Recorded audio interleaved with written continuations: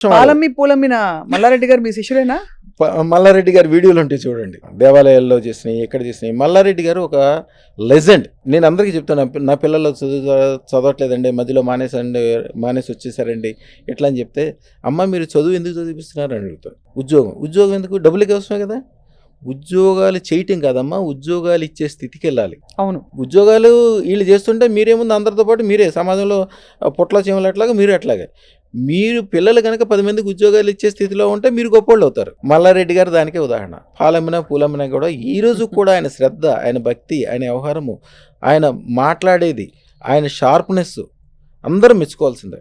ఆయనకి రేపొద్దున చిలుకూరు వెళ్ళండి అని ఏదన్నా సందర్భంలో చెప్పామనుకోండి, తెల్లవారుజామున 3 గంటలకు ఫోన్ వచ్చేస్తాయి, చిలుకూరులో వచ్చాను, ఏం చేయాలి. అంత శ్రద్ధ ఉంది ఆయనకి. శ్రద్ధ, జాగ్రత్త. ఎదటి మనిషికి ఎంత ఉపకారం చేద్దాం. నేను మళ్ళీ చెప్తా, ఎదటి మనిషికి ఉపకారం చేయమని చెప్పి మీ ఇంట్లో డబ్బులని తీసుకెళ్ళి ఎవరికి ఖర్చు పెట్టద్దు. మీ భార్య నగలు తాకట్టు పెట్టి ఊళ్ళో ఖర్చు పెట్టద్దు. ఫస్ట్ మీరు బాగుపడాలి, మీరు గొప్పగా ఉండాలి, మీ కుటుంబం గొప్పగా ఉండాలి. అప్పుడే మీరు వేరే వాళ్ళకి ఉపకారం చేయగలుగుతారు.